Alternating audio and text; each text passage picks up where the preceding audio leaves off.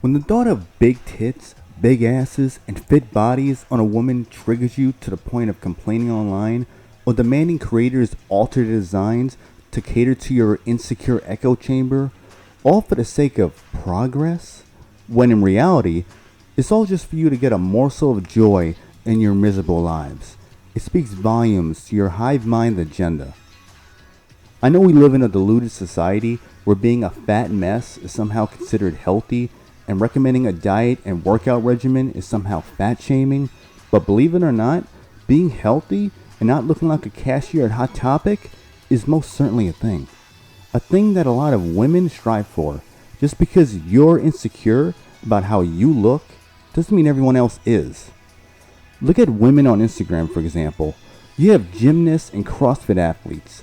Look at their physiques. Most of them have fit bodies. Same goes for women in sports, combat sports, and professional wrestling.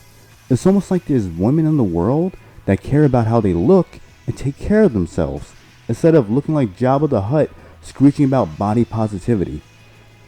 It says a lot when game developers face scan and body scan women for their games and go out of their way to alter their faces and bodies to make them look less attractive. I don't get how that's empowering anyone. And FYI, I'll be mentioning Last of Us often here because it's an easy example and it's not some obscure game. I know if I didn't mention this, some Naughty Dog henchman would have mentioned it as a way to own me. So take Last of Us 2 and look at how Naughty Dog made Dina look. Even with face and body scanning technology, they still chose to alter her appearance. Speaking of Last of Us 2, Cuckman and crew are so scared of ass and titties that they would rather make Big Papa Pump, aka Abby, as a way to fight the patriarchy. But don't worry, Neil, I'm sure Anita Sarkeesian was proud. Or take Horizon Forbidden West and see how Guerrilla Games made Aloy look even after face scanning. Notice the debate about Aloy's face came up in Forbidden West and not in Zero Dawn? Now let's see how Capcom made Jill Valentine look in the Resident Evil 3 remake. With all the game's faults, at least they made Jill still look like a woman and wasn't too concerned with the male gaze. Notice how these developers make the women's bodies less attractive and their personalities as well. These female characters will degrade men, act like a drill sergeant, act stoic and cold, have no flaws, and possesses incredible feats. This doesn't seem like the motto for non-Western developers, at least for the most part. We all have moments of weakness.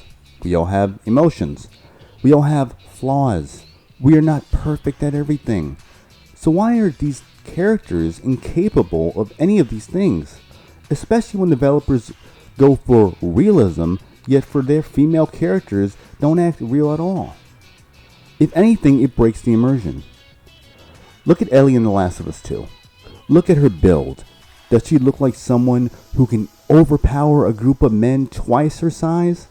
The game is going for realism, yet in reality, her chances of survival will be slim to none. No amount of snarl faces she makes will all of a sudden make her a walking tank. Imperfect looking women exist, of course, but let's be real.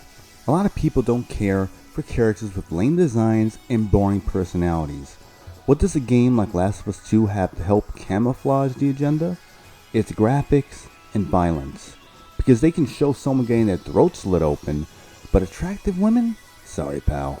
Best thing Cuckman can do is give you a jacked, flat-chested fembot and her trans buzzcut lover. And if you dare criticize it, you are automatically an incel and a homophobe. Ask yourself this. Would you rather play as a confident, humorous, social female character or play as a cold, always serious, antisocial female character? Separate the feminist pride, remove the white knight armor, and eject the soy from within and be honest. But I know honesty is lost on some people because they value the opinions of strangers on the internet, so asking for honesty might be too much. There's a time and the place for certain characters, but it seems like developers don't care about the time or the place. It's like they are obsessed with masculine, male-hating, unattractive, flawless, robotic female characters. But oddly enough, They have no problem sexualizing men in games and in real life. It's either that or they are a punching bag for the progressive femme hero.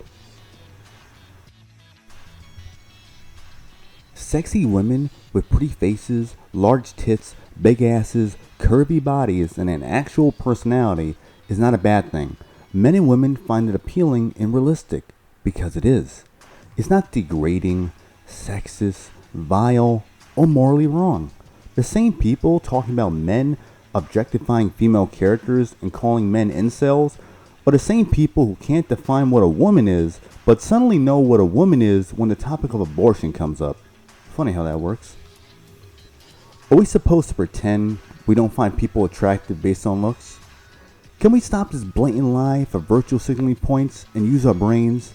You people are so desperate to have the moral high ground on these topics that you are oblivious to the truth. It's not just activists posing as gamers online and developers who are pushing this nonsense, but it's also game journalists and talking heads. You know, the other group of activists posing as the media. Take one good look at them or scroll through their Twitter feed and you'll see why attractive women triggers these inadequate hags. A lot of these people usually tend to have something to hide behind all this. They either objectify women themselves, addicted to porn, abuse women in relationships, or harass women.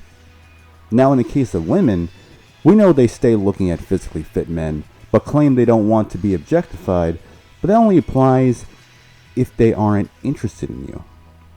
If you're a hot stud, they'll let you do whatever they want. You'll quickly give them TNA as long as you get some DNA.